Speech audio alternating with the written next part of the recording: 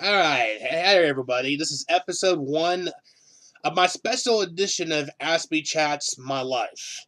I think that's a good title, Aspie Chats My Life. And for the next 3 weeks, I'm going to talk about things about my life that are happening or did happen. And I'm going to go very deep and personal on some things. And it's going to cause concern. It's going to upset some people. It's going to make some people think maybe. But I want to do this because I just want to do something like this just to get things off my chest and talk about things. So for the first episode, I want to talk about my weight. My weight's been something I've been struggling with my entire life. I mean, from the time I was born to now, and it's been fluctuating, mostly going up, and life experiences throughout your life kind of determine how your life goes. And if you watch the TLC show My 600 Pound Life, those that are super way overweight, a lot of them talk about things that happened in their life mentally. They were abused, physically or mentally abused. A lot of horrible things happened. And a way to turn to comfort and away from all the bad things happening in life is food. And I understand the people on the show because I can relate to that. And I understand why it's happening to them. So when you're growing up and you're constantly abused, physically and mentally, you're bullied by a huge number of people in your family and in school and out in the community. When you're physically abused, when you're kicked and punched and tied up to chairs, I mean, physically harmed, which didn't has happened. When you're called every name out, a cuss word out there. When a lot of people say "f you," when so many people verbally or physically abuse you in school, from kindergarten to the time I graduated high school, all the whole time. Where do you go? When you take constant amount of crap and abuse in your life, you gotta turn to comfort, and for me in my life, that has been food. I mean, I don't want, others have turned to drugs, others have committed suicide, others have done horrible things. For me, my comfort's been food. And when you're growing up in living in one side of your family and you were starved as well, that doesn't help things much either. I mean, when I was going on one side of my family growing up, it got so bad with the other siblings, they would spike my food with Tabasco or spicy stuff. my like my like if we had burgers for dinner, they would spike it with Tabasco sauce to make it so hot I couldn't eat it. And because the evil stepmother forced me to sit at the table until I finished everything on my plate, I would sleep at the table, put my head on the table all night, because I wasn't going to eat spiked food because who does that? So when they're starving you, when they're not feeding you properly, and another thing, there's a reason why I'll never eat hamburger helper again in my life, because that's the only thing my evil stepmother cooked most nights, and it just gets old after a while. And I hate hamburger helper, and I'll never eat that again in my life. So when you're sitting at a dining room table because you just don't want to eat what they cook for you, and you sleep there, or you hide the food somewhere so you can get away from the table, which I did that. So the little money you get here and there, you go down to the cheap grocery store, gas station, and buy what you want to eat. And you can buy a big bag of chips for under $1. You know, you're gonna get the most bang for your buck, and that's what I did for a good chunk of growing up. Get the most amount of food for the littlest money possible, and to unfortunately, the unhealthiest food is the ones you could get for the cheapest for the most bang for your buck. So some people say, "Oh, people could eat better." Well, when your income's a certain level, you have to be picky, and unhealthy food costs a lot less than healthy food. That is the truth.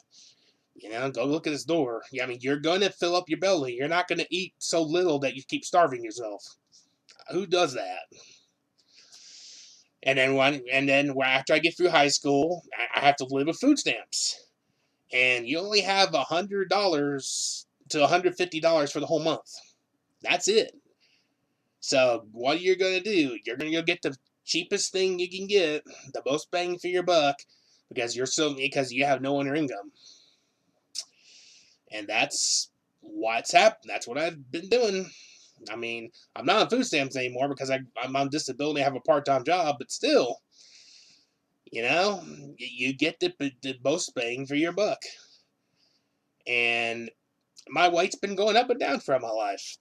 When I was going through school, PE was nothing. Gym class was absolutely nothing.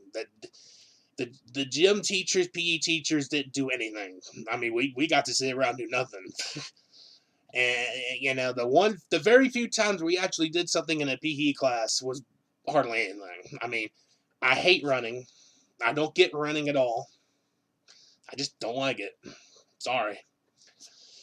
And you know, and then go and a private school in a part of Alabama. I did play high school football for only 3 games. And it wasn't for the full game. There was only 12 boys for the whole team. We never won. I mean, most of the boys left for big injuries. And I hated playing football. I hate playing football. Sorry, just don't like it. So let's just fast forward to today. My weight keeps going up and down. Last time I weighed myself was about a year ago. It's about 420 pounds something. Now my worst has been 525. So I've lost some weight, but it's almost impossible to lose the rest because I'm so hungry all the time. When I eat breakfast, after I eat breakfast, it's not enough, so I turn to a bag of chips. And then after that, that's still not enough, so I'm snacking on something else. And after that, it's still not enough, and I'm snacking on something else. So I might consume 2,000 calories before breakfast is over, or more. Because a small meal is not enough. It doesn't fill me up. Yes, I've tried drinking more water. Yes, I've tried doing more fiber. I've tried every trick in the book to make me feel full, but it has not worked. None of it has worked. So I just keep eating because it's my comfort, because even today, I have no physical friends. All my friends are online, pretty much. And when you're sitting here home alone with nothing to do, what are you going to do, right? And food's my comfort. It really is. It's been like that all my life because of all the abuse and neglect I've gone through. So the food, because I keep eating, I mean, I do take some medications. I've been controlling my blood pressure. I do take medications for that, and I've been keeping that under control because I know high blood pressure is not good. I do have type 2 diabetes too, so I do take medication to try to slow that down, but sometimes my feet will hurt. I mean, it's nerve pain. Sometimes that comes and it rears its ugly head for about a week and then it disappears. And I try to manage because, and let me talk about diets because I've tried. I have tried the keto. Keto for me has not worked. Never. It has never. Keto, I don't get the keto thing because it has not worked for me. I've tried low carb, that hasn't worked. I've tried no meat, that hasn't worked. I've tried Atkins diet, eat more meat, that hasn't worked. Every diet in the book I've tried has not worked for me. Because guess what? When you have a stomach so damn big, and you have to, just to feel full, you have to eat a ton of things. Diets ain't gonna work for you. So about in January this year, it was January 2020.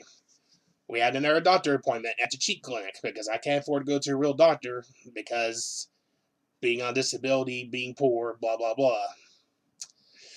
So they sent me to a doctor's office, referred me to a doctor's office that does weight loss surgery.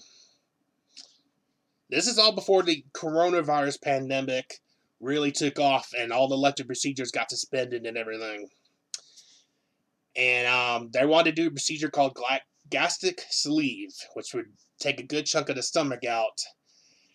While I was there, I liked the plan, but while I was there, I kept asking, how much is it going to cost? How much is this going to cost?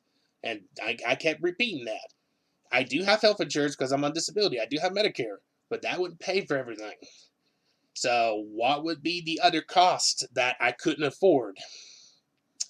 You have to talk about things like this, because when you're poor, you're living on disability, where no one gives you a crap because you're bullied constantly. Yeah, you can't. If you can't afford it, you're not going to do it. All right? I mean, that's why I hate the American healthcare system, because we should be like every damn civilized country in this world that covers healthcare. Why does the United States do something differently like this and causes people to go to declare bankruptcy or die because they can't afford healthcare? I don't get that, and that's morally wrong. And if you're going to comment saying, oh, America should be different, I should just block you now and be done with it. So, all this happened before the coronavirus pandemic really took off in March. We know what happened. And now hospitals are strained in some parts of the country, and they're having to cut back procedures again because we have too many stupid people out there that don't give a crap about COVID. So now it's December when I'm recording this. Well, it'll be late November, early December. And the option's still on the table. You know, I've reached out to that center that does the rate light surgery, folks. They have not responded to me yet. But here's the thing. I can't afford it. So, unless we could figure out a way to have insurance cover everything so I'm not left with a huge bill that I can't afford, and they're going to try to repossess everything and I have to go declare bankruptcy because living on disability means you're so darn poor, I'm not going to do the procedure because I can't afford it. That's the wonderful American way of what, everybody? So what that leads to? Well, I just keep the old habits going, I guess, because you know, when one meal doesn't fill you up, you have to keep eating and eating just to feel full. That's, your body's not going to keep living like that for long. I mean, I'm trying to manage the high blood pressure and type 2 diabetes, but diets for me haven't worked. Stop eating hasn't worked. I mean, every trick in the book to try to slow me down eating, and every diet in the book has not worked. So, I'll just go ahead and admit what I'm going to say. I'm just waiting for the day something happens that kills me. I'm ready to die. I'm ready to leave this earth, and just wherever that leads to after you pass away, well, I don't know. And I'm just ready to die, because apparently when you're different, when you have disabilities, when everybody around you sees you're vulnerable and bullies you and harms you physically and mentally, and we have no friends to support on, is it worth sticking around? I don't know. I don't know if it's worth still sticking around on this earth, so maybe the sooner I could die, the better things go. Because America should be totally different than this crap. That's one reason I wish I could live in a different country under the United States. Because I think many other countries around this planet are better off than the United States. Maybe I'll get that chance when COVID is over and everything gets back to normal. But I can't afford health care, so I'm ready to die. What a wonderful way to sum up this first episode of Aspie Chats, huh? Thank you for watching and listening. Y'all have a good day.